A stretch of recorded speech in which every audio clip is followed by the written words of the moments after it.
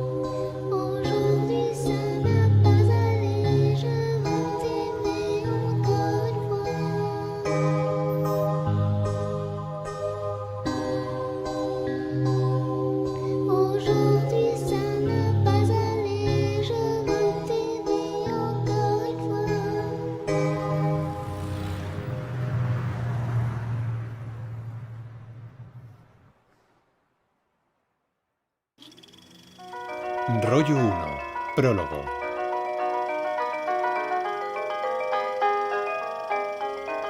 En 1896, los hermanos Lumière inventaron la cámara de fotos portátil y el cinematógrafo, también conocido como el proyector de películas. La popularidad de aquel invento corrió como la pólvora y nació el cine para las masas. En un principio, todas las imágenes en movimiento eran simplemente grabaciones de obras de teatro, vida salvaje o números de circo.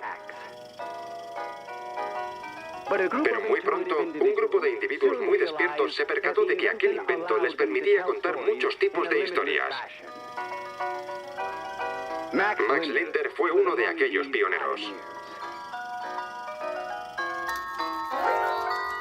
Cuando yo estudiaba cine, era imposible no conocer a Max Linder o a Méliès, que son los dos grandes nombres del primer periodo del cine francés. Es imposible hablar sobre el cine francés sin mencionar a Max Linder. ¿Sabéis quién es Max Linder? No. ¿No? No. No, no lo conozco. ¿Quién? Max Linder, ¿quién es? No. Max Linder. ¿Max Linder? No. ¿No? No. No. ¿Lo conocen? ¿A quién? Sí. Era actor de comedia. ¡Ah! Max Linder, un grande. La mayoría de las primeras comedias se rodaron en Francia y con Max Linder interpretándose a sí mismo. Max fue el primero de los grandes mimos de la pantalla. Llevaba el pelo liso negro con raya al medio y cepillado en los laterales de tal manera que se le caía algún mechón por la cara y por la frente.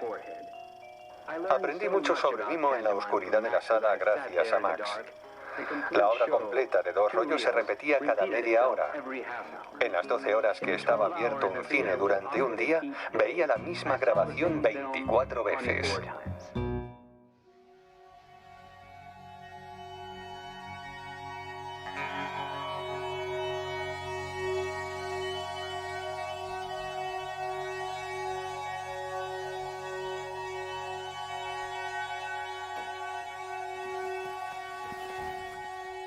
Me llamo Maud Linder.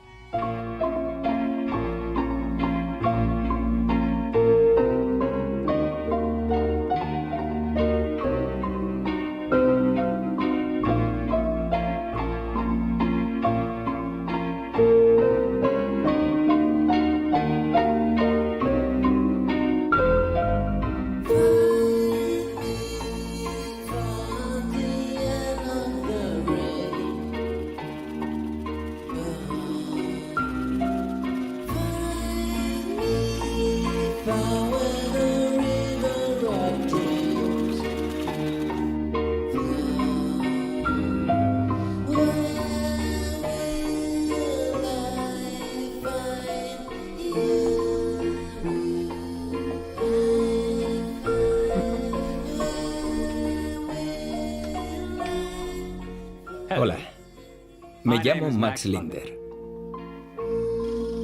El misterio del rey del cinema. Un ensayo fílmico en 17 rollos. Creo que compró la segunda o tercera casa que estaba en la Fuchsia Street. Aquí conservaba muchas pertenencias, pero creo que nunca vivió en ella. Tampoco intento averiguarlo. Prefiero no saber. Puede que no sea el enfoque más valiente de afrontarlo, pero desde luego es el más fácil. ¿Eres tú de pequeña? Sí, y no se ve muy bien. Pero esta es mi institutriz australiana, que vivió conmigo hasta que murió a los 80 años, cuando ya había pasado la edad de tener institutriz. Cuando no sabía si algo era cierto o no, me decía: ¿puedes jurarlo sobre la bandera británica? Su carácter no tenía nada que ver con el de mi abuela, que no mostraba la misma ternura. Entiendo.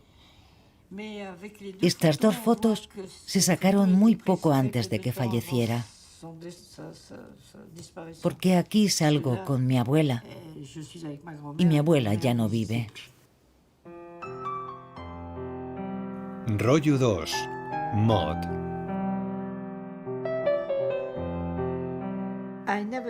No llegué a conocer a mi madre, porque murió cuando yo tenía pocos meses.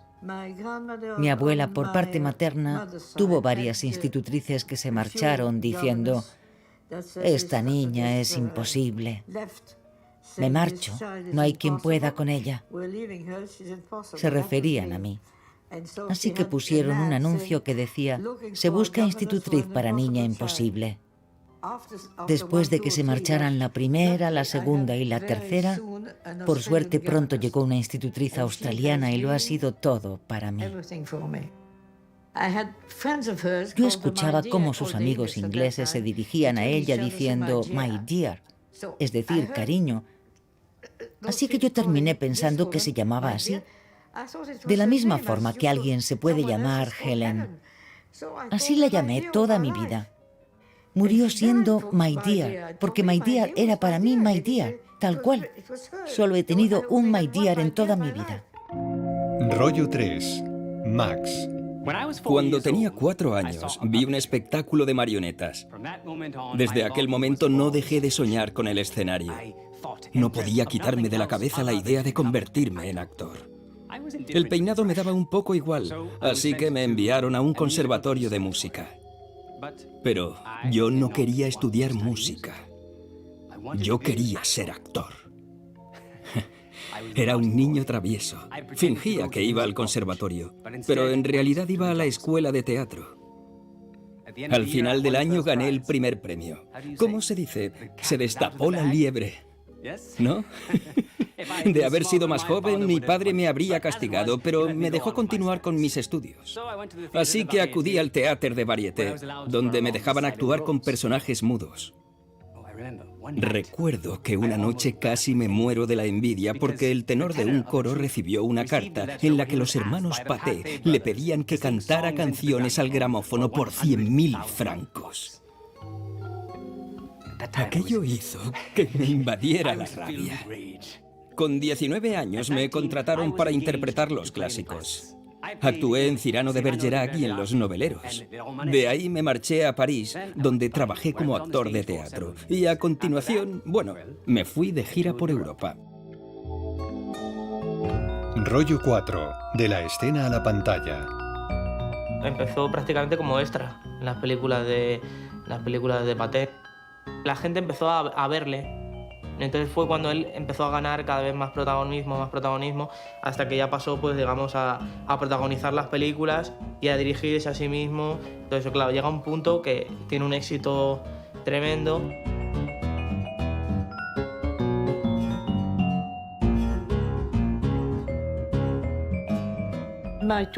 Mis dos familias fueron a juicio para quedarse conmigo. Toda mi familia. La legislación francesa estipuló que me tenían que criar mi abuelo y mi abuela por parte paterna. Mi otra abuela se metía en juicios todos los años para que me quedara con ella y solía pasar con ella las vacaciones. Le tenía mucho cariño a mi abuela. Era muy joven y durante mucho tiempo para mí fue mi madre. A pesar de que sabía que era mi abuela, para mí era mamá. Ahora hablaré sobre la parte comercial de mi trabajo, porque se han publicado muchos rumores al respecto. Mi contrato inicial con Pathé me supuso un salario anual de 350.000 francos. Pero solamente mantuve ese salario 8 meses porque puedo ganar mucho más por mi cuenta. En mi última gira por Rusia gané 3.000 francos al día durante 3 meses. Y en mi próxima gira ganaré 120.000 francos al mes. Por supuesto que me lo merezco por mi trabajo como actor y mucho más, sin olvidar mis honorarios de cine. No solo creo la película de principio a fin, sino que también lo preparo todo con mi equipo. Soy el empresario, el director y el actor, todo en uno. No es una vida fácil. De hecho, es una vida muy complicada. Sabía utilizar su cuerpo perfectamente. Sabía patinar, sabía saltar, y lo demuestra en sus películas. No trabaja como Méliès o Did, con un guión perfectamente definido, cerrado de antemano y rodado cuidadosamente. Él no. Es probable que muchas veces improvisara, pero no por eso deja de ser un cine muy bien rodado.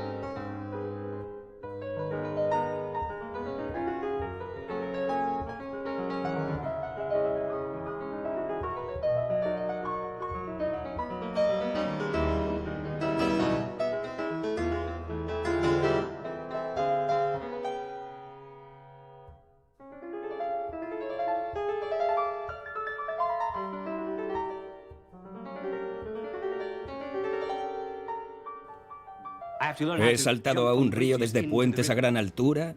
He tenido que aprender a volar un hidroavión en 2 días yo solo.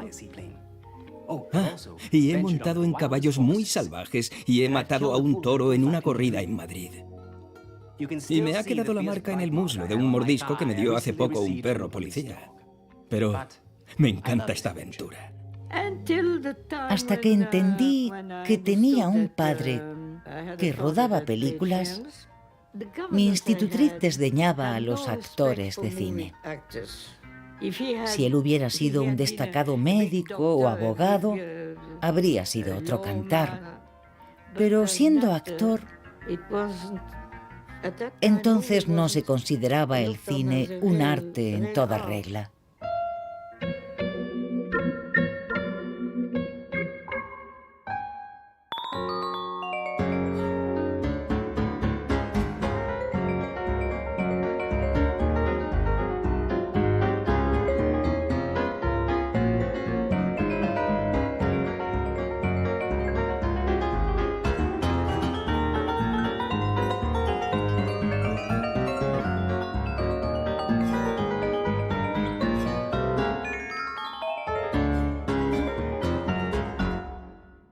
Max Linder, que tiene un cine en París que lleva su nombre, amasó una fortuna inmensa. Por su último trabajo recibió un total de 10.000 libras esterlinas por trabajar 45 días y cuando falleció, en su bolsillo había un contrato que le garantizaba 15.000 libras esterlinas. Max Linder es la primera estrella de cine porque se hace muy famoso muy pronto, ¿no? Entonces dicen que es la primera estrella y además la primera víctima de su propia estrella.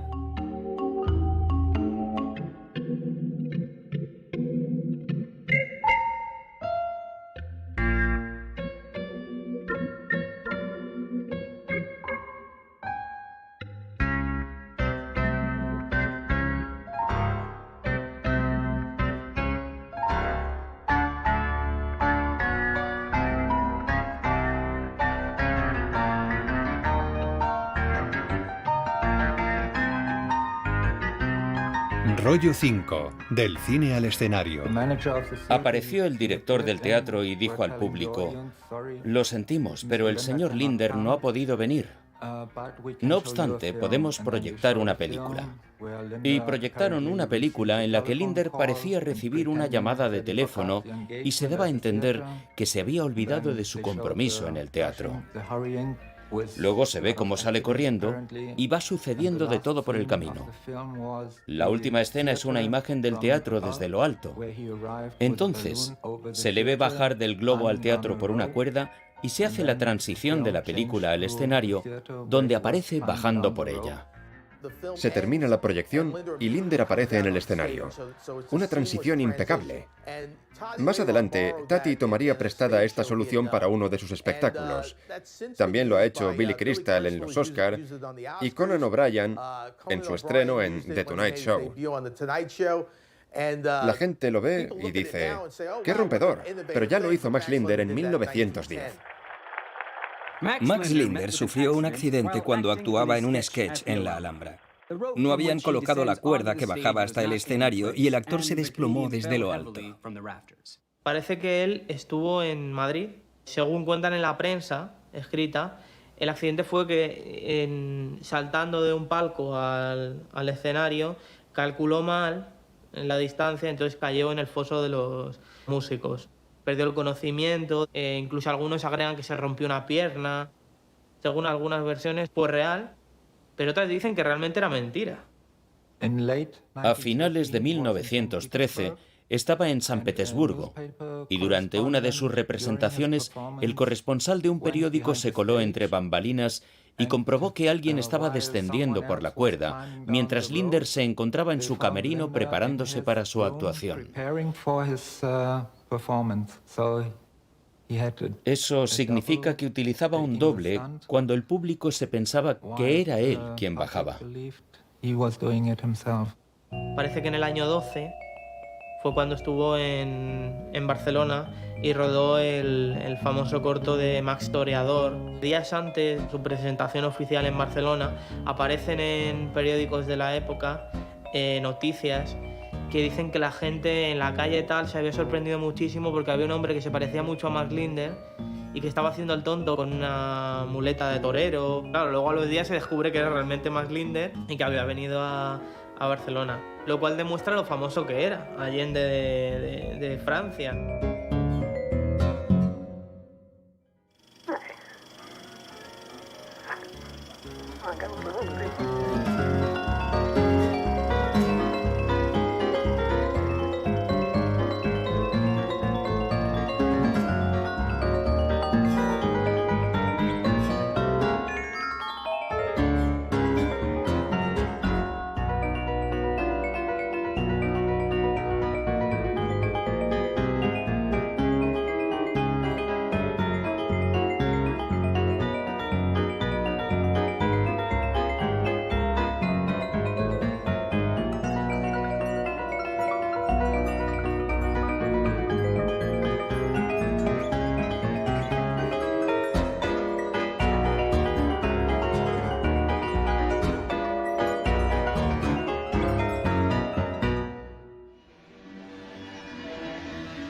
Rollo 6. Entonces llegó la guerra.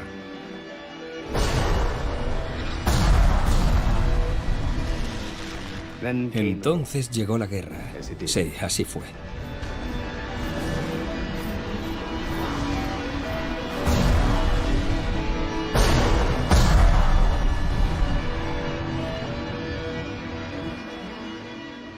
Ofrecí mi automóvil y mis servicios al Ministerio de la Guerra. No. Yo no era oficial. Yo era soldado raso y llevaba muchos envíos al frente. Su contenido y su destinatario son secretos militares. Nunca terminé el colegio. Dejé los estudios. De hecho, cuando empezó la guerra, se empezó a complicar la convivencia con mi abuela. Eso fue al principio de la guerra. La gente que venía del norte de Francia, donde estaban entrando los alemanes, venían para ponerse a salvo de la guerra contra el enemigo. Yo no podía colaborar con la Cruz Roja porque no tenía el diploma de la Cruz Roja, pero la Cruz Roja estaba encantada de contar con los jóvenes para ayudar con toda la gente que cruzaba Francia, porque era gente que no tenía casa o que estaba herida, por ejemplo. Se escuchó un disparo en la oscuridad. Yo iba conduciendo a 80 kilómetros por hora sin luces. Había pasado las trincheras y entrado en territorio enemigo. Mi compañero copiloto, porque siempre tienen que ir dos por si uno se queda por el camino para que el otro lo consiga, mi compañero se inclinó hacia adelante, sacudió los hombros y se quedó inmóvil. Yo no podía levantar las manos del volante para comprobar si estaba vivo o muerto. Había que realizar una entrega sí o sí. Sacamos del vehículo a mi camarada. Estaba muerto.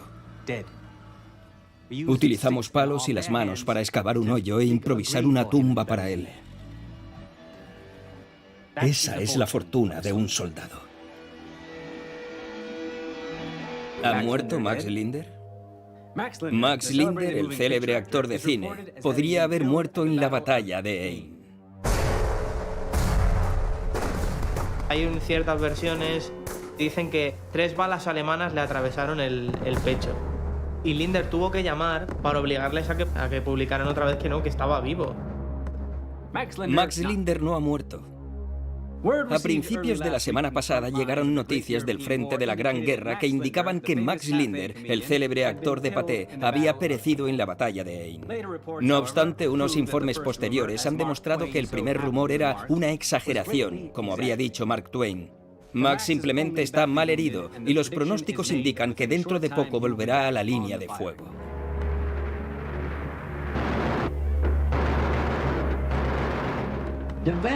El timbre sonó a las 8 de la mañana. Se puede estar de muchas maneras a las 8 de la mañana, pero yo estoy dormida. El caso es que abro la puerta y veo a un oficial francés, a un soldado francés que me dice: tengo los documentos de la expropiación de su casa en Neuilly. Eran las 8. Y por muy dormida que estuviera, mascullé: no. Y me volví a la cama. Aquí hay un conserje para toda la calle. Me llamó y me dijo: ha venido alguien a las 10 de la mañana y ha cambiado la cerradura de la casa. Dijo que tenía una orden judicial. Entonces, sí que me desperté.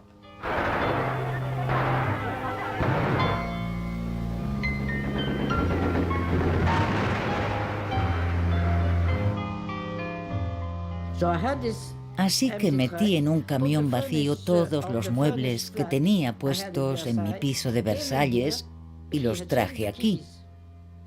Aquel hombre había cambiado las llaves, así que tuve que romper una ventana y entrar en mi casa. Amueblé la casa muy rápido. Y una amiga mía se hizo pasar por doncella con un vestidito negro y un, ¿cómo se dice? Tablier.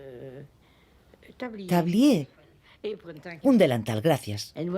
Y cuando el hombre volvió y preguntó: ¿qué hace usted aquí?, ella respondió: la señora ha salido, no puede entrar, caballero, la señora vive aquí. Entonces llamé a todos mis amigos de Versalles y conseguí que al menos 6 vinieran a dormir a la casa para que hubiera gente viviendo en ella. Todavía tengo el antiguo gramófono que sigue estando encima del piano. Hicimos todo el ruido que pudimos, cantando y bailando, para que se viera que vivíamos en esta casa. Los vecinos se quedarían a cuadros, y aquel hombre no llegó a entrar.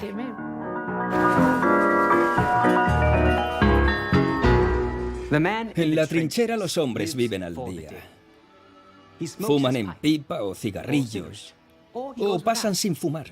Se comen sus raciones o pasan sin comer. Trabajan. Sacan tiempo para divertirse y echarse unas risas. Bromean. Ponen a punto su bayoneta, limpian su pistola, cargan la boca del cañón y se mueren. Siempre igual. Así es la vida de un soldado. Dicen que él en las trincheras, pues que además animaba mucho a sus compañeros, porque como tenía el bagaje del circo y del teatro, pues que hacía monólogos, que hacía pantomima para ellos, ¿no? Y era como una especie de diversión. Los soldados nos reíamos cuando veíamos cómo en los campos de batalla un cuervo atacaba a otro. No es una situación divertida en absoluto.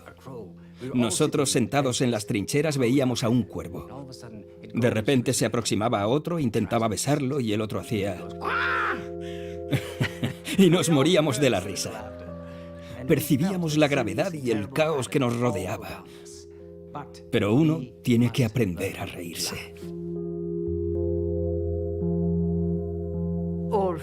Francia al completo ha pasado hambre. No solo los pueblos, sino también las ciudades. Y especialmente Lyon y París. ¿Qué hacer cuando uno tiene hambre? Y es muy difícil conseguir carne. Un día llaman de la oficina de correos y dicen que tienen un paquete grande que pone que llega de Normandía. Lo enviaban a alguien llamado Guéry. Y una de las chicas que vivía aquí se llamaba Guérin. Así que Guéry y Guérin, cuando tienes hambre y tienes delante un paquete procedente de Normandía y sabes que todo lo que llega de Normandía es comida, dices que Guéry y Guérin son la misma persona. Y eso es lo que hicimos. Cuando lo abrimos, vimos que era un pollo. Teníamos mucha hambre. Cuando nos llegó el pollo, coincidió con una época en la que sí había electricidad, pero no había gas. Así que cogimos la plancha y pudimos, bueno, no diré cocinar, pero al menos calentarlo. No lo cocinamos, pero lo calentamos. Llegó mi turno. Fue en la batalla de Aisne. Una bala me atravesó un pulmón. No recuerdo nada más. Me caí del camión y me contaron que me recogieron al cabo de varias horas y me llevaron al hospital. Allí me pidieron que regresara a Estados Unidos. Fuera cual fuera el problema que tuviera en la guerra, si fue herido con balas, si fue gaseado, la verdad es que hay que pensar que fue un mutilado de guerra, digamos. No un mutilado físico, sino un mutilado mental.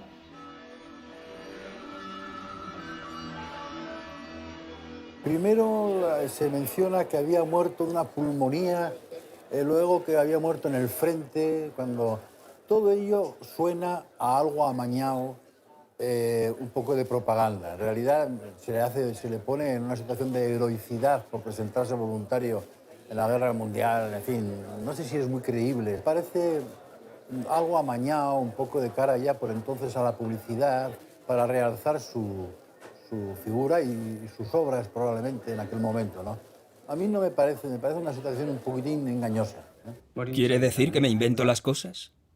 Por supuesto que tiene que creerme. Cuando hablo digo la verdad. La precisión nos hace ser lo que somos y me hace ser quien soy. Soy preciso con lo que digo y con cómo lo digo. Rollo 7. Max se marcha a Estados Unidos. Estando en el hospital fue cuando recibió el contrato de Essanay. Obviamente Linder debía ser un poco inteligente y ver que las cosas en Europa estaban cayendo totalmente. Sabemos que el cine antes de la guerra era europeo y después de la guerra cine americano, ¿no? Y entonces pues firmó el contrato con Essanay. Sí, es cierto, me marcho, sí. Pero me da mucha pena irme.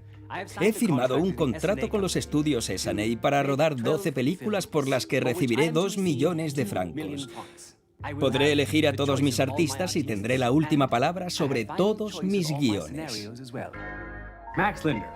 Max Linder, un actor del cine francés de una gran popularidad en el extranjero antes de la guerra, llegó la semana pasada a bordo del Spain y se marchó inmediatamente a Chicago, donde se pasó un año actuando en una serie de comedias de 2 rollos para los estudios Essanay. Max Linder viajó con 46 baúles, lo que refuerza su fama de dandy. En su primera película, titulada Max Comes Across, recogió algunas de las vicisitudes de su viaje a Estados Unidos. También hay hechos ficticios. La colisión del barco en el que el actor cruzó el Atlántico sí se produjo, mientras que el episodio del cambio de litera con su compañero de viaje y el traslado a cubierta a primera hora de la mañana contra su voluntad probablemente nunca sucedió. Max Linder es más que bienvenido en la ciudad. Trabajaré principalmente en Chicago, pero la Essanay ha sido muy amable y me ha confirmado que si por alguna razón no puedo vivir en Chicago, construirán un estudio donde yo diga. Rollo 8. Maud conoce a Max. Un día estaba yo en Versalles, delante de un pequeño cine, y vi que estaban echando 7 Years Bad Luck, de Max Linder. Yo sabía que se llamaba Max Linder. Es lo único que sabía de él. Me pasé varios días pensando, voy a ir a verla. No, no voy. Sí voy. No, no voy. No tengo nada que ver con ese hombre. No pienso ir. A fin de cuentas es tu padre. Tienes que ir y afrontar la situación. Y la afronté. Así que fui y hablé con la mujer que estaba allí. Me sentí como si estuviera diciendo que era la hija del asesino más cruel de la historia. Lo confesé. Dije, me gustaría entrar porque es mi padre. ¿Quién es su padre? Max Linder. ¿Cómo dice? Max Linder. Y todo el personal se giró hacia mí. ¿Dónde quiere sentarse? Necesita... Fue la primera vez que constaté que para algunas personas Max Linder era alguien conocido. Empezó la película y pensé, qué divertida. Esto no tiene nada que ver con lo que yo sabía de mi padre. Nunca lo había visto en una pantalla de cine, así que no podía imaginarme cuál sería su aspecto.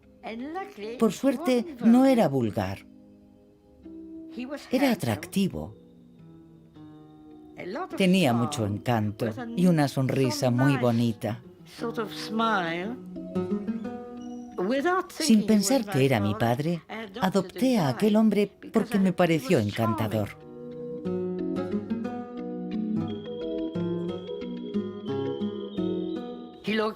Creo que es el típico hombre que gusta a todas las mujeres. Cualquiera diría, si lo hubiera conocido en su momento, no habría podido decir que no.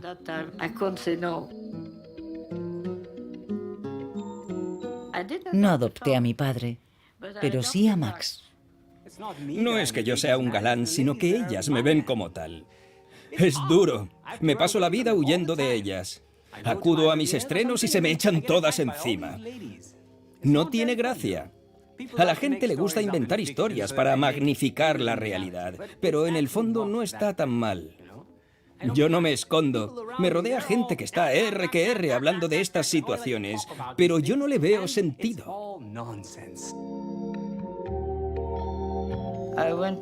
Fui a ver a mi abuela. Por aquel entonces estaba ya muy mayor.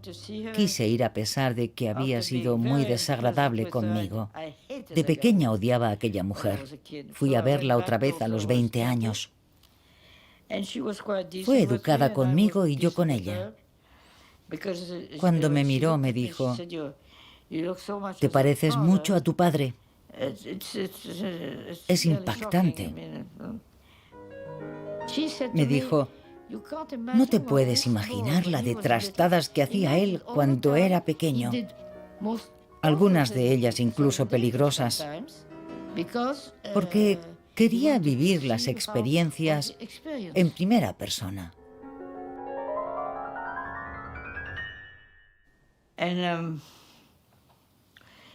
Es la única vez que vi cómo era ella.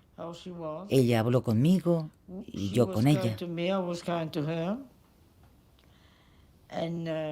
Nunca volví.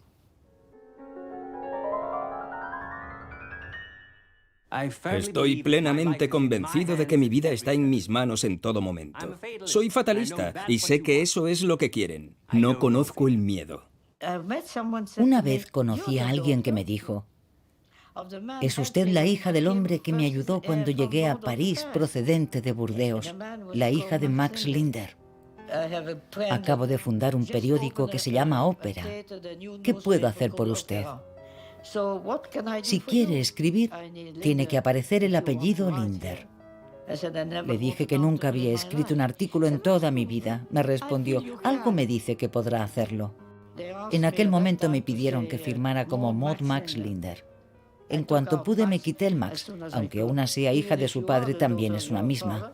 Solo eres la hija si firmas Maud Max Linder. Pero si dices Maud Linder, eres tú misma.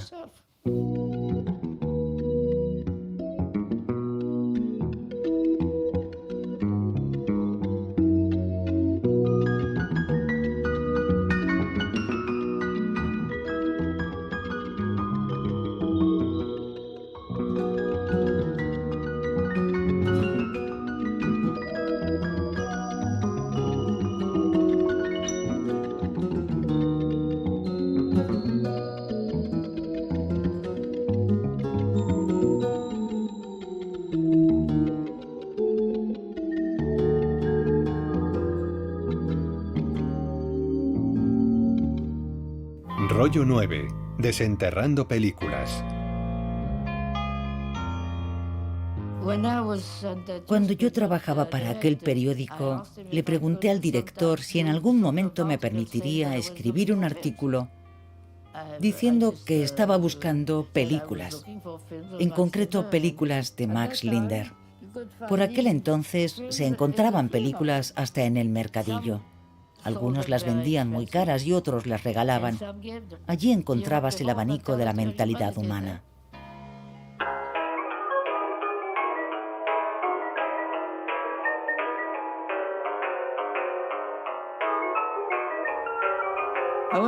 Para empezar fui a Pathé porque un amigo me dijo que él había rodado para Pathé. Allí conocí a un tal Laporte, que me dijo qué quería que hiciéramos con las películas de Max Linder. Son de hace mucho tiempo, ya no conservamos películas de Linder. Probablemente ni siquiera sabía si las tenían o no, pero le daba igual.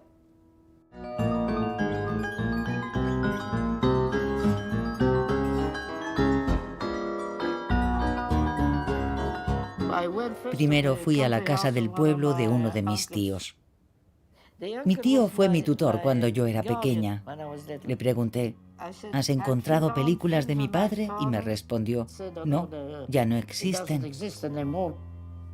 Y cuando ya me marchaba, un niño que era hijo de uno de los que trabajaban para mi tío en los viñedos se me acercó y me dijo, dicen que no tienen películas aquí, pero yo le aseguro que sí que las hay.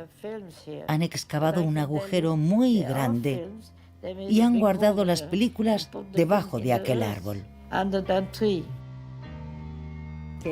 Regresé y le pregunté, ¿dónde están las películas que habéis enterrado? Y tuvieron que confesar. Así que empecé a desenterrarlas. Y fue como desenterrar un cadáver. Con la humedad, algunas imágenes habían quedado deterioradas, con una mancha blanca. Y algunas, de hecho, estaban totalmente veladas. El hermano mayor de mi padre había sido una persona muy conocida, ya que a los 20 años había sido campeón internacional de rugby. Pero entonces llegó su hermano pequeño y empezó a rodar películas. Y en la familia pasó a hablarse solo del pequeño Max y nunca más de Maurice. Así que le entraron los celos. Creo que es peor destruir la creación de una persona que matarla.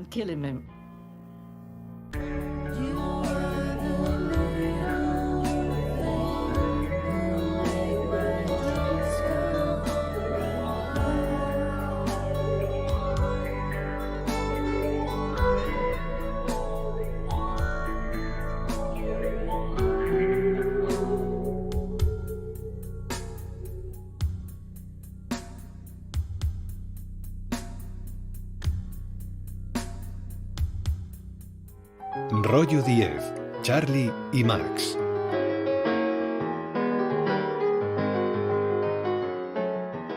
Chaplin tuvo la decencia de decirme que mis películas le habían inspirado para hacer las suyas.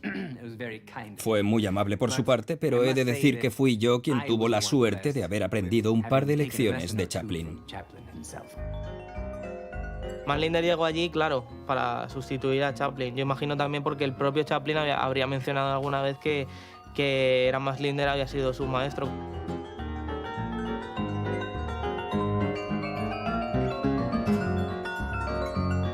Max Linder llevaba rodando cortometrajes de comedia desde 1907 y sin duda Chaplin conoció su trabajo en 1909 cuando viajó con su propia troupe a París.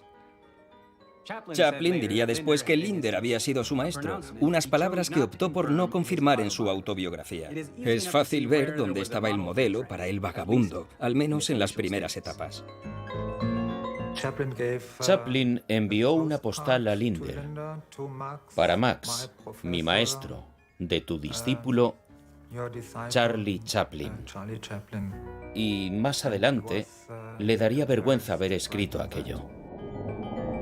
Sobre lo de que Chaplin no cite a Max Linder, yo creo que es que hay un problema muy grande con Chaplin. Muchas veces no se ha separado al Chaplin persona con el Chaplin personaje. Pero el Chaplin, cuando conoces su vida y todo eso, ves que era una persona con bastante ego. Cuando haces esta separación te das cuenta de que tal vez no citó a Max Linder por ego.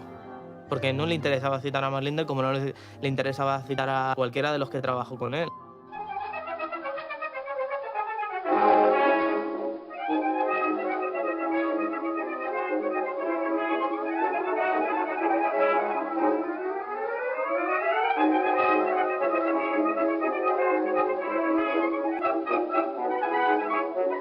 Evidentemente tomó muchas cosas de Linder. Lo que pasa es que también Chaplin tuvo una evolución diferente. No se me ocurre ningún cómico que estuviera más influido por Linder que Chaplin. Y tenían 3 puntos en común: la destreza para el mimo, la capacidad para perfilar un personaje con mucho carácter y el hecho de que ambos tenían un encanto muy juguetón. Y eso es algo que me llama la atención al ver las películas de Linder y las de Chaplin. Creo que Chaplin sacó eso de Linder. Es una época en la que de pronto los personajes se convierten en súper famosos y parece que todo el equipo que está a su alrededor no existe. Ellos no inventaban todos los gags. Tenían gente también trabajando, absolutamente desconocidos. Lo que estabas vendiendo era realmente un nombre que se convertía en algo vendible. Pues en ese sentido era muy normal que la gente se olvidase de las aportaciones de otros.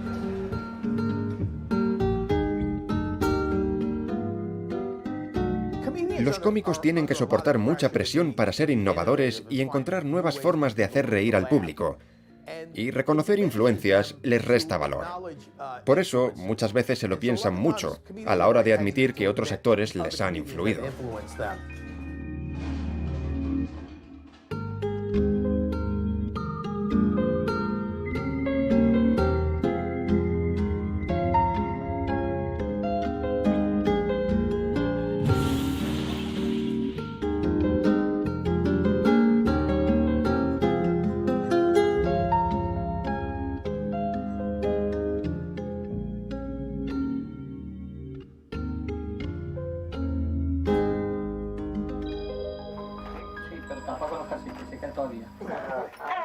No se mueva, no se mueva.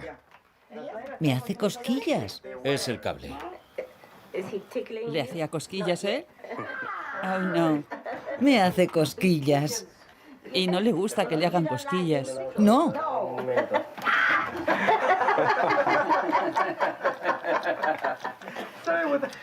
Lo siento. ¿Ha terminado? He terminado, gracias. Pues adiós.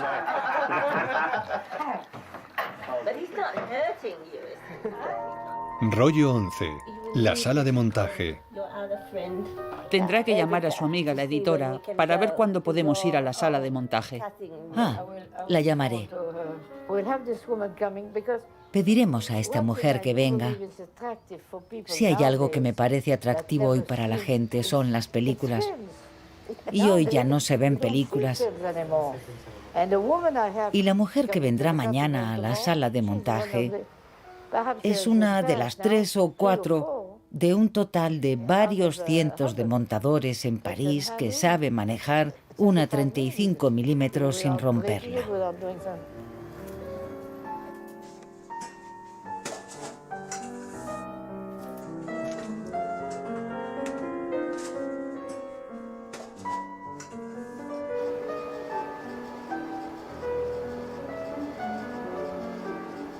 Uno, 2, cada película tiene un número. No están ordenadas como me gustaría a mí por el año de rodaje, sino por el año en que encontré cada una.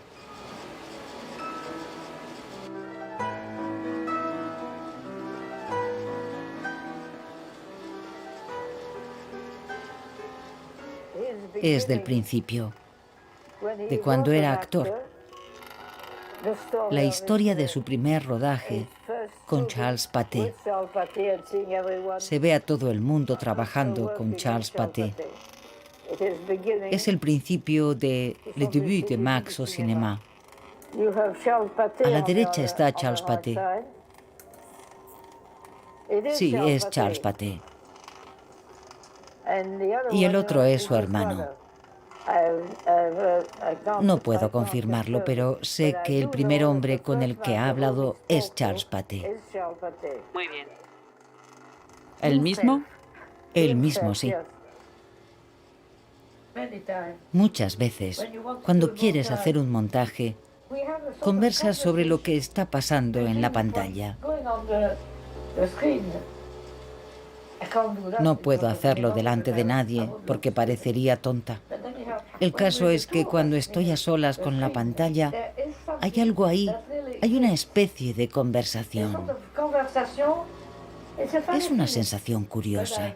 Y sí, se me vienen algunos recuerdos a la cabeza que tengo que salir de la sala de montaje. Si me dejo llevar demasiado, resulta imposible. Mi madre era muy joven. Falleció demasiado pronto. Let me tell you, girl, all the love I feel for you.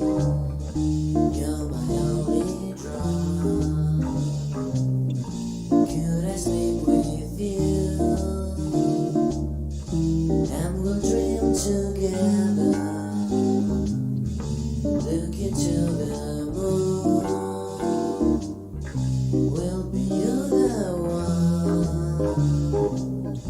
Baby, you and I sing so shall with you. All my dreams and all my kisses. My life has changed so much. Tiene una manera de actuar muy natural. Rollo 12. Max Actor.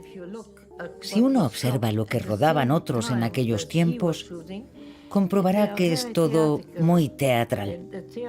Y por entonces en el teatro se declamaba de una manera muy poco natural. Es el contraste, monsieur. Es el cambio repentino de la tristeza a la alegría. Eso es el humor en su máxima expresión. Es el cambio de las lágrimas a la risa.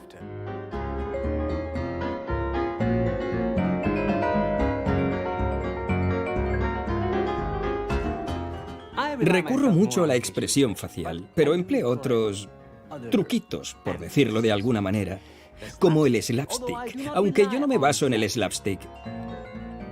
El slapstick es hacer esto, como creyendo que va a haber algo. Otra vez. Lo que hace que un slapstick sea gracioso es que sea rápido y repetirlo. Sigues necesitando la expresión facial, claro. Tiene que haber emoción, pero lo inesperado siempre resulta divertido para el público.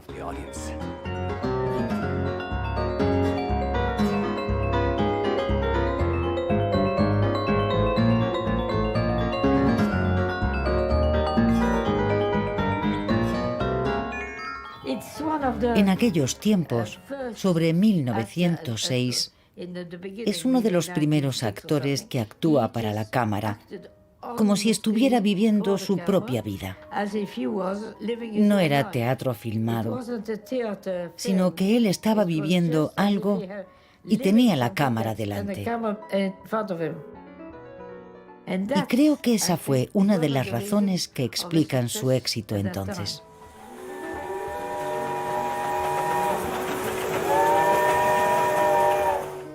Llevo mucho tiempo sin subirme a un escenario, pero para mí todo empezó en un escenario. No cabe duda de que el escenario es algo importante, pero el teatro y el cine son dos realidades muy distintas.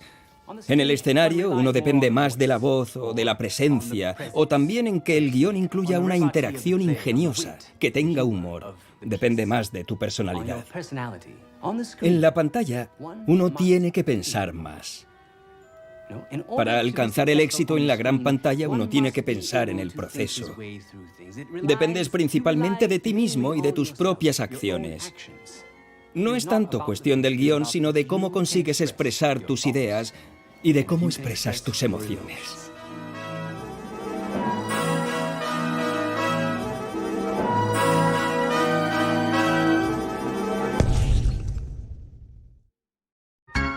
Rollo 13. Max Autor. Hablemos de Le Chapeau de Max. Se presenta a su personaje como alguien orgulloso de haber comprado un nuevo sombrero de copa.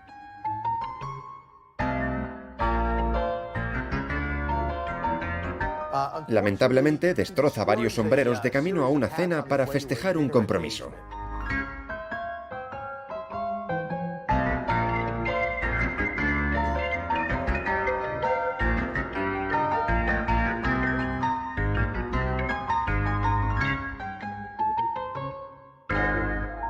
Al final aparece en la cena con el sombrero a buen recaudo dentro de una caja para sombreros.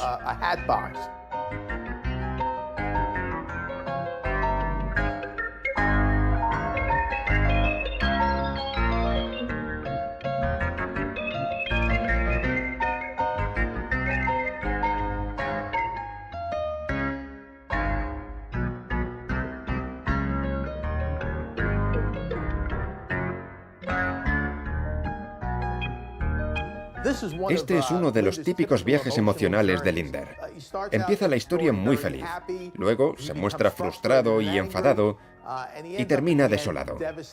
De hecho, en muchas películas termina llorando. Ese suele ser su viaje, que a menudo termina con una situación humillante.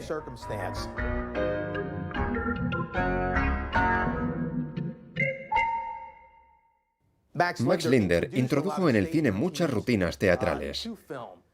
Y la rutina de La Farola era una vieja rutina teatral. Hay otras muchas que tuvieron su génesis en sus películas. Creo que hay muchas rutinas que se pueden encontrar en las películas de Linder que evolucionaron a lo largo de los años y se convirtieron en películas de otros cómicos.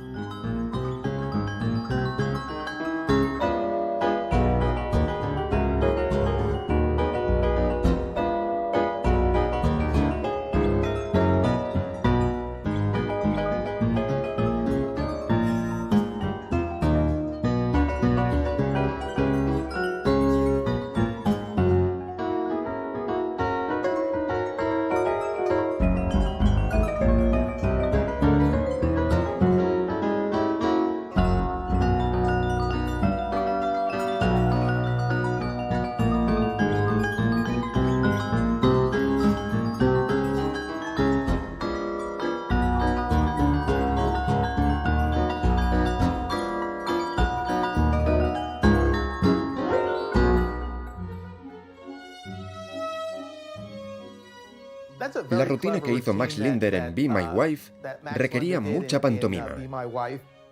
De hecho, su destreza como mimo era uno de sus puntos fuertes. Está oculto parcialmente tras una cortina en la entrada de una casa y finge que se está peleando contra un intruso. Él interpreta a los dos. Se interpreta a sí mismo y al intruso. Emplea trucos de todo tipo para que la gente se crea que hay dos personas tras la cortina.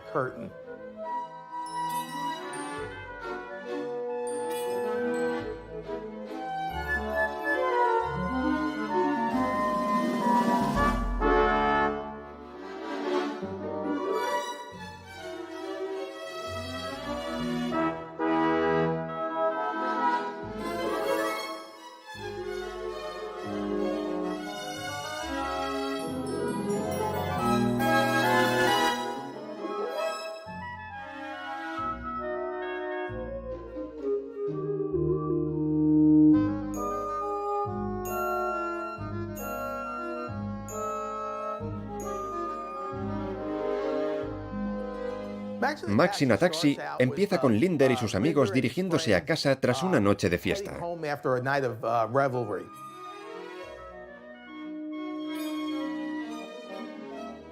Se suben a un carro de caballos. Max engancha al caballo, pero como está borracho, lo engancha al revés, con lo que el caballo tira del carro al revés. Esto se consiguió a través de una fotografía inversa, pero no se nota para nada. Parecía muy simplón y muy exagerado, pero ese no era el objetivo de Linder.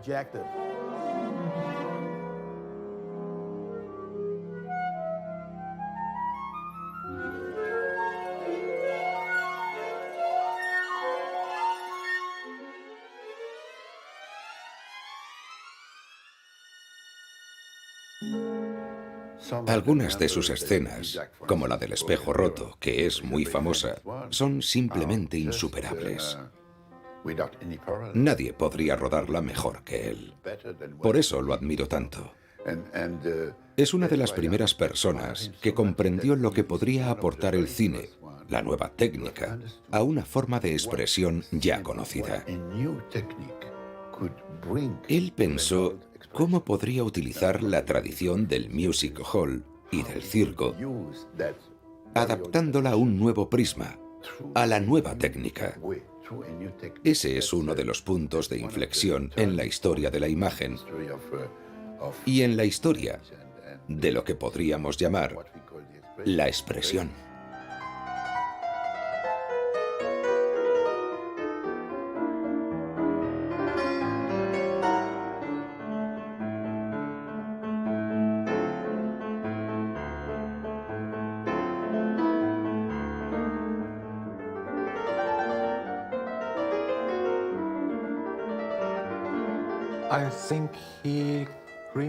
Hizo muchos remakes de sus trabajos.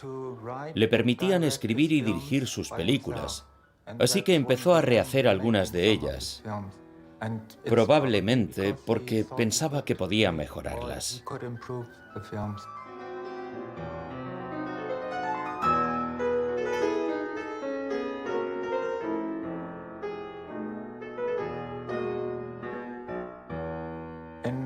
En diciembre de 1912, actuaba en el teatro en Berlín, y probablemente allí fue donde vio otras obras con la rutina del espejo que le impresionó tanto que quiso rodarla.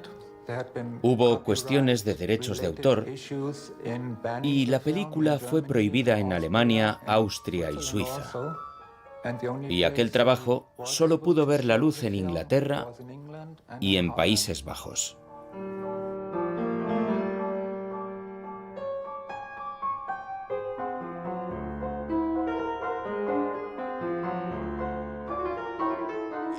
Por aquel entonces, todo el mundo hacía remakes. Las películas de Linder eran más largas que las de otros, y eso le permitía revisitar algunas situaciones y ampliarlas, algo que solía hacer. Pero siempre incluye algún cambio, y nunca tienes la sensación de estar viendo la misma película dos veces.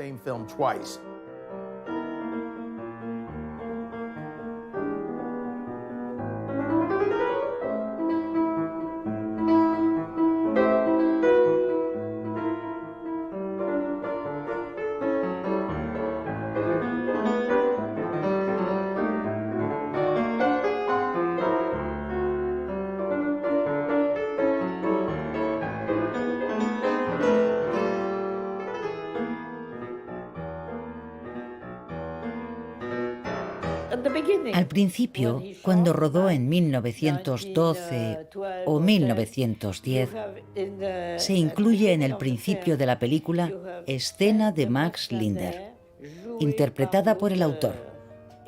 Es decir, él mismo confirmó que era el autor de sus películas. Le pareció importante subrayar que alguien se encontraba detrás de la película, que había tenido la idea del guión y que lo había escrito. Fue el primero al que se le ocurrió la idea de crear lo que hoy en día sería una sociedad de autores, en la que se incluye a alguien que rueda una película y a alguien que escribe un libro. Creo que fue una de sus mejores ideas. El cine es mi vida. Sí, trabajo sin descanso y lo que hago es muy complicado. Trabajo todos los días de mi vida. Nunca me cojo vacaciones. En parte me define. Desde que empecé, nunca he parado.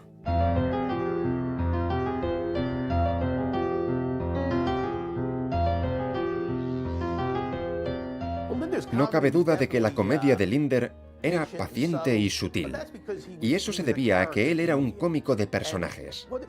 Eso significa que creas un personaje que atrae las miradas, un personaje en el que el espectador cree y por el que se preocupa. Conforme avanza la trama, el espectador se dispone a descubrir qué hará el personaje, cómo reaccionará a una situación concreta, y esa forma de comedia es más lenta y requiere más sutilezas.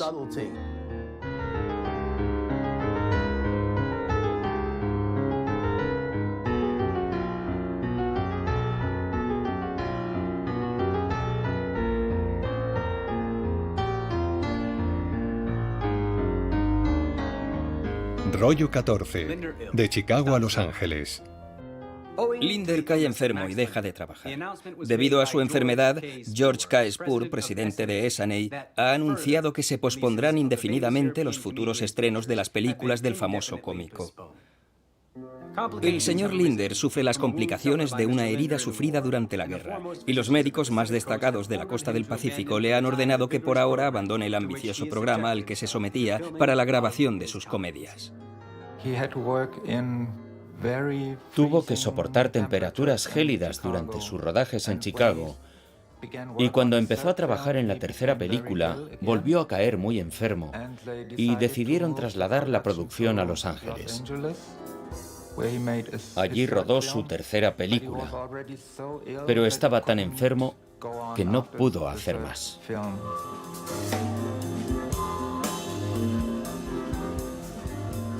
Probablemente la situación de Essanay fue un factor que también influyó. Al poco de la marcha de Linder se produjo la venta a otra empresa. La razón que se dio cuando se marchó fue que había contraído una neumonía doble y que se había ido a Francia a recuperarse. Y se cree que esa fue la razón principal por la que se terminó su relación con la compañía.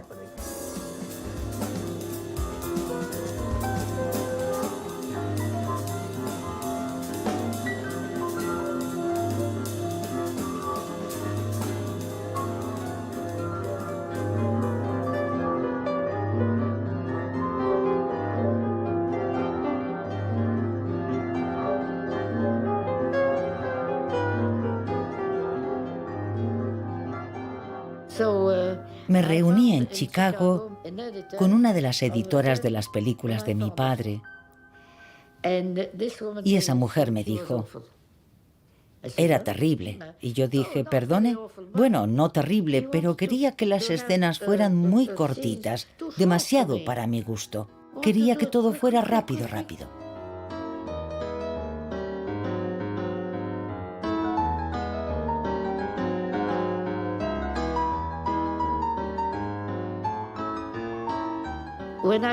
Vi las películas que ella criticaba y a mí me parecieron modernas. Pensé, esta mujer no entendía lo que hacía aquel hombre. Ella decía, no quería que hubiera tiempo para decir nada, sino que el montaje era muy rápido. La verdad es que me hizo ilusión oír aquello y ella me parecía una inepta.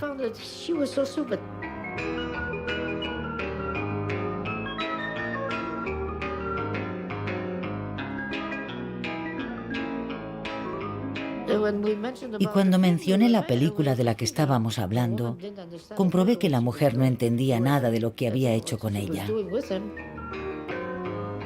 La entrevista con aquella editora en Chicago fue rara. Max Linder se marcha a Francia. La reputada estrella de cine regresa a su país para un reposo absoluto. Al parecer, sus películas no estaban gozando de mucho éxito, lo que quizás sirvió para adelantar su regreso a Europa. Se consideraba que, en el fondo, sus películas eran películas francesas porque él invertía su dinero en ellas, y él obviamente era francés. Y algunas de sus películas recibieron críticas condenatorias.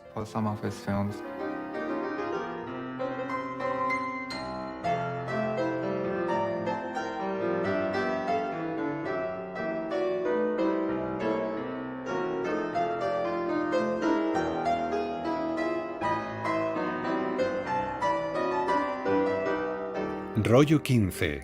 La vuelta a casa. Max Linder, el célebre cómico de Essanay, que lleva varios meses muy enfermo, se marchó de Los Ángeles el pasado lunes 6 de agosto y el día 11 de agosto zarpó en el barco de vapor SS Spain en dirección a Francia. A menos que sea interceptado por un submarino, pronto estará en su querida Francia. El señor Linder sufrió una crisis nerviosa hace pocos meses y desde entonces se encuentra muy enfermo.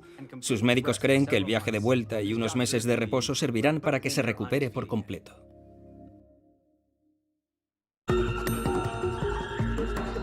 La Primera Guerra Mundial cambió la capital del cine, que pasó de Francia a Estados Unidos.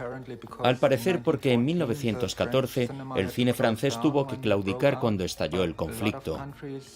Muchos países necesitaban películas nuevas, así que Estados Unidos entró en escena, algo que no se pudo revertir al final de la guerra. La guerra termina con la Belle Époque. La Belle Époque había sido la base para la comedia de Linder, ¿no? Era reírse del aristócrata de la Belle Époque. Linder parece que ya no empieza a cuadrar, que deja de gustar y aparte de gustar al público estadounidense, pues ya deja también en Europa de tener el mismo aprecio, ¿no? La gente había pasado una guerra, no estaba para reírse.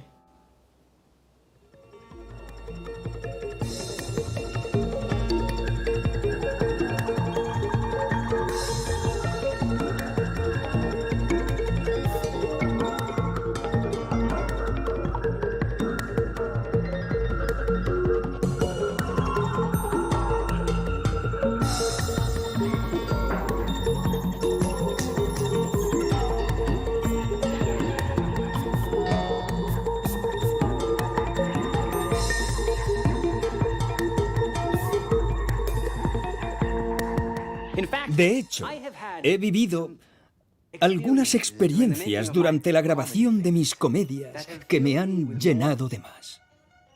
¿Qué ha sido eso? ¿Y esa música? ¿Bailamos?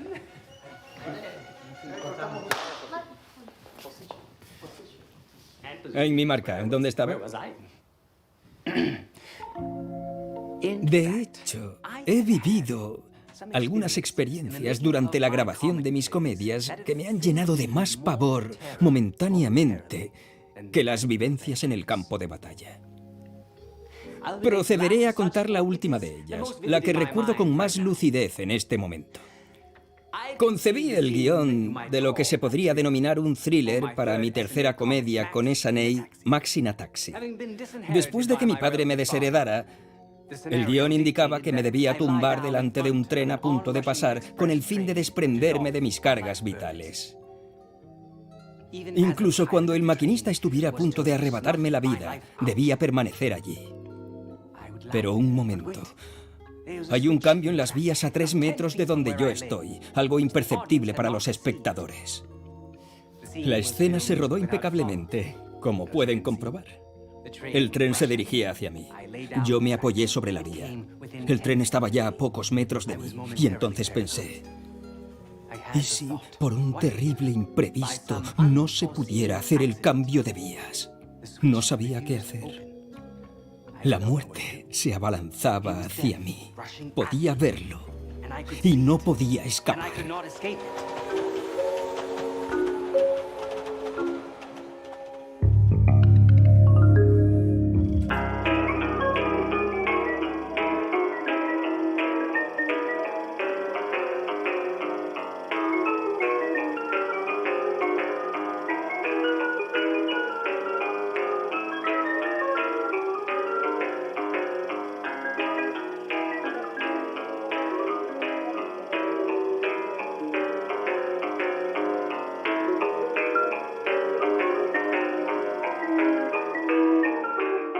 Rollo 16. Amor y muerte. Max Linder, destacado cómico francés que anteriormente trabajaba en Essanay en Chicago, ha desaparecido. Hace unas semanas se envió una alarma general, pero a pesar del notable esfuerzo realizado por la policía de todas las capitales europeas, no se ha dado con su paradero. Siguiendo las órdenes de las máximas autoridades francesas, la policía ha tratado esta cuestión con total discreción. Una joven de 17 años, hija de uno de los principales cargos de París, que se había fugado con Max Linder, regresó a París hoy con su madre y el inspector de policía, Rousselot. El actor, con 9 baúles en los que había 115 trajes y 45 pares de zapatos, ha sido detenido esta misma tarde. Los detectives encontraron a Linder y a la joven en el principal hotel de Niza. Los turistas en las habitaciones contiguas pudieron escuchar cómo la policía amenazaba con echar la puerta abajo y confirman que la joven gritó de miedo y sorpresa al ver a su madre. No se espera que se tomen medidas legales, ya que la legislación francesa no interfiere en estos casos a menos que los padres interpongan una denuncia.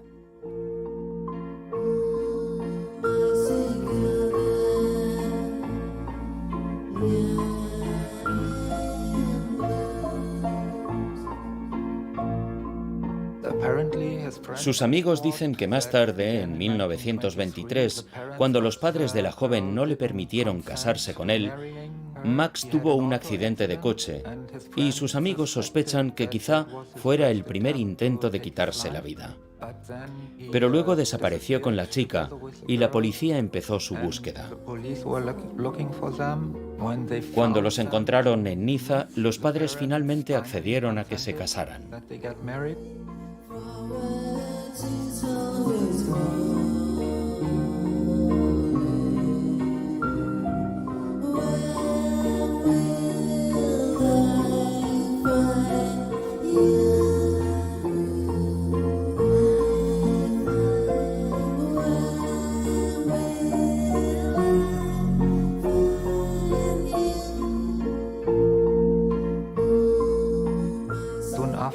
Poco tiempo después, en Viena, tomaron somníferos. Dijeron a la prensa que lo habían hecho accidentalmente, pero sus amigos sospechan que quizá aquel fue el segundo intento de suicidio. Un día le dije a ella, nunca me respondes cuando te pregunto qué hizo mi padre. Y mira que es fácil, ¿qué hizo? Me respondió, creo que ya tienes edad para saberlo. Tu padre vio que era libre para poner fin a su vida, porque sabía que tú ya eras mayor y fuerte y podrías vivir sin padre.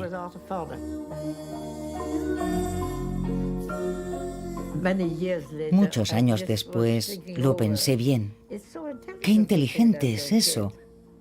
Decirle a un crío que ya es mayor y fuerte. ¿Cómo puedes ser débil frente a una mujer a la que admiras mucho y que dice que eres mayor y fuerte? Así que tuve que ser mayor y fuerte. Doble suicidio de los Linder.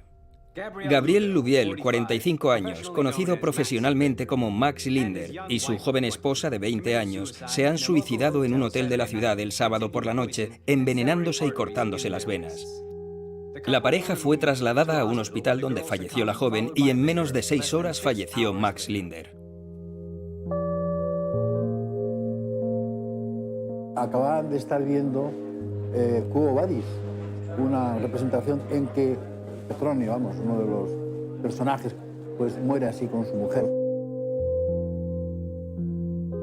Se prepararon primero tomando una dosis barbitúrico, que hay que tomarla, claro, porque tienen que ser dosis grandes, y luego se cortaron las venas, primero a él, a ella, para luego suicidarse él.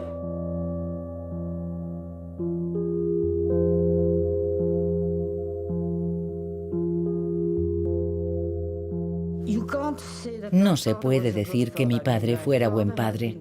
Mi padre fue el peor padre que uno se puede imaginar. No se puede pensar en un hombre que tiene un hijo, mata a la madre del crío, se suicida y deja a su hija sin padre, sin madre y con toda la responsabilidad. Imposible que haya un padre peor. La niña tenía 15 meses cuando suicida al padre y en efecto no es un suicidio altruista, no es un suicidio en caliente. Una cosa planificada, enormemente egoísta, ¿no? Dejando detrás una niña pequeñita. Mi madre me salvó. Podríamos decir que me salvó al enviarme a Suiza, pero murió con él. Se conserva una carta que dice: no quiero morir, si muero es contra mi propia voluntad. Él se volvió loco.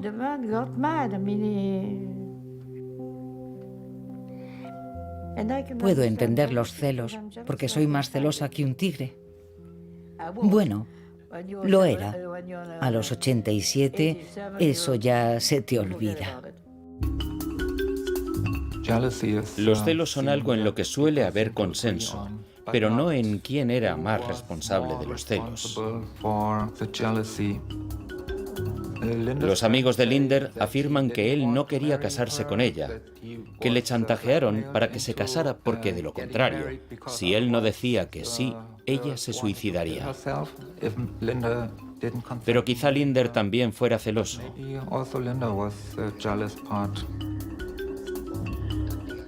En su momento no se dijo, pero un par de años más tarde, cuando hubo una disputa sobre la custodia de la niña, apareció una carta que él envió a su madre o a su padre en la que decía: pensaba que la chica con la que me casaba era un ángel y ha resultado ser un monstruo. La cuestión era si, como aseguran algunos periódicos, Max Linder habría matado a su esposa, que no estaba dispuesta a suicidarse con él, y a continuación se habría suicidado él. Hemos podido hablar con el señor Crozet, un buen amigo del fallecido que se está encargando del funeral, y le hemos preguntado al respecto. Esa acusación es totalmente falsa, nos ha indicado amablemente. No se llevará a cabo ninguna investigación, el caso está muy claro. Mi pobre amigo ha dejado muchas cartas en las que había escrito lo siguiente: mi mujer me pide que muera con ella, y yo estoy de acuerdo. La misa tendrá lugar el jueves por la mañana. Cuando alguien como Max Linder y su mujer se quitan la vida, queda un misterio en el aire.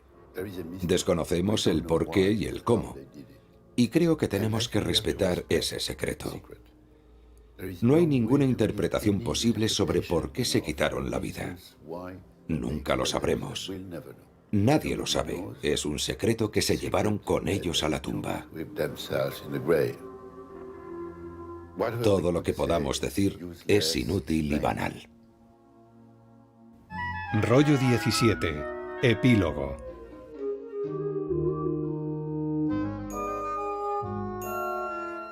Los primeros días del cine había principalmente dos tipos de comedias.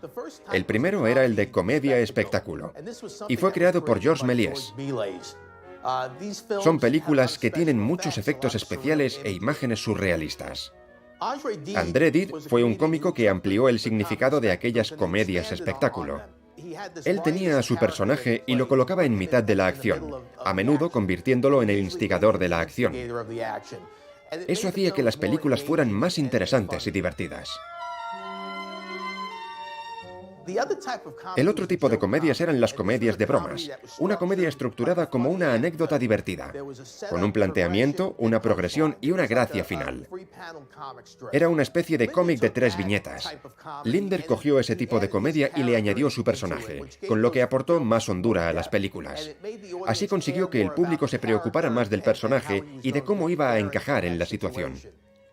Creo que todos los cómicos se apartan del enfoque de Dide y su gag, o bien del enfoque de Linder y su personaje.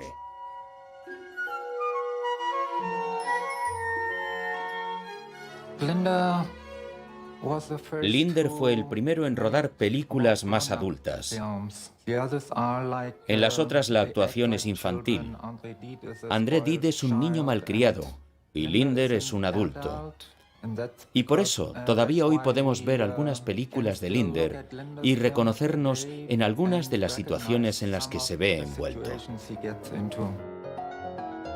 La mayor parte de los grandes cómicos que conocemos hoy son aquellos que han sobrevivido al sonido y que luego, por ejemplo, pues un Chaplin, a lo mejor si solamente hubiese hecho las películas de Sanai o Keystone, no se acordaría nadie de él. El caso de Max Linder es muy espectacular. Pero hay muchos, o sea, cada día se están descubriendo.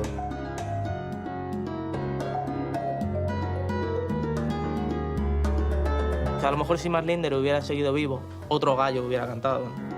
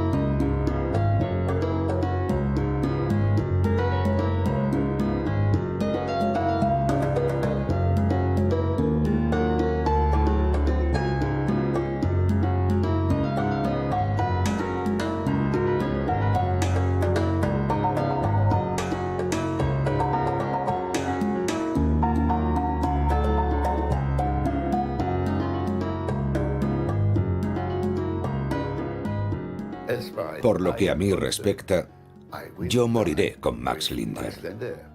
Linder forma parte de mi vida. He visto sus películas no sé cuántas veces y las disfruto enormemente. Fue el primero en ser, al mismo tiempo, autor y cómico. Representaba sus propias ideas. La gente cuando ve sus películas ahora no entiende que él fue el primero. Creen que copió lo que han visto hace unos años, pero eso que han visto fue sin duda después de lo que él rodó.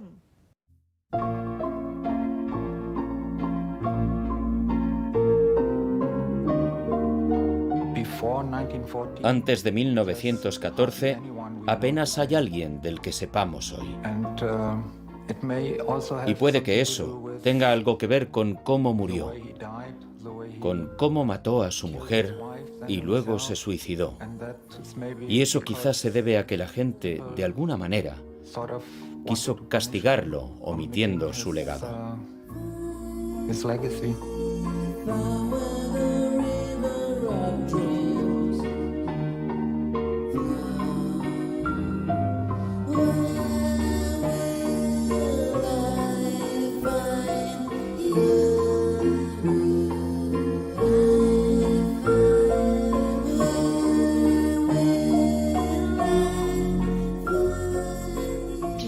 Dijo, ¿sabes? Tenías 16 meses cuando murió. Y ella empezó a cuidarme cuando yo tenía unos 3 años.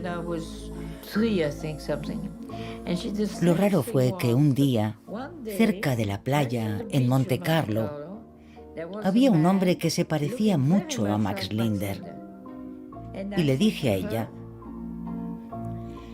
¿sabes que cuando yo era pequeña, mi padre era igual que él? ¿A qué es raro? Porque no lo recuerdo a él en absoluto. Bueno, tengo que irme a trabajar. Ha sido un placer hablar con usted, aunque al final las preguntas han sido un poco de aquella manera, pero ha sido un placer verlos a todos. Bonita voz. Recordad. Adiós. Au revoir.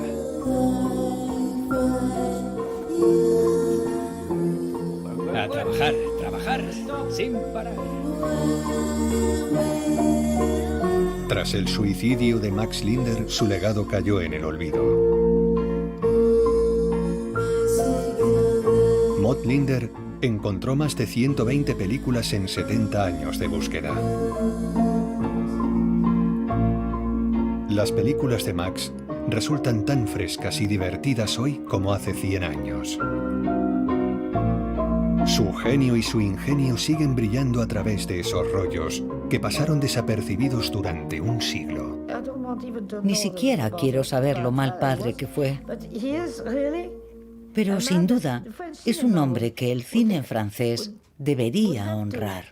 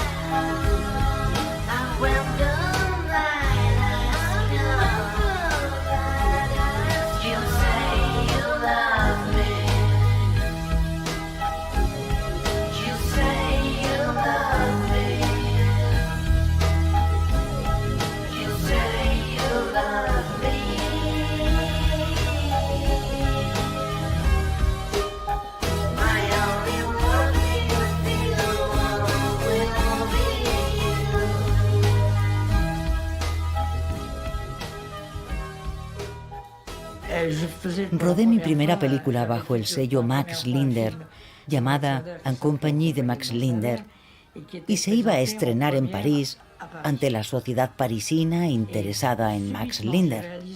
Y de repente, hacia las 3 o 4 de la tarde, me doy cuenta de que no podía presentar la película sin acudir antes a la tumba de mi madre para hablar con ella allá donde esté. Me subí al coche a toda prisa y fui al cementerio que estaba cerrando. El guardia me dijo, no, señora, cierro en un rato. Y yo le dije, no, tengo que ir a la tumba de mi madre ahora mismo. Tengo que ir ahora mismo a la tumba de mi madre. Y probablemente se lo dije tan convencida que aquel hombre dijo, adelante, no se preocupe, la dejo pasar. Hice una visita rápida y luego ya pude presentar a Max Linder sin remordimientos, sin complejos, tras consensuarlo con mi madre. Es importante ponerse de acuerdo con una persona a la que puede que no hayas conocido, pero a la que quieres. En memoria de mi padre, Elio Quiroga Arias, 1933-2011. Un misterio sin resolver.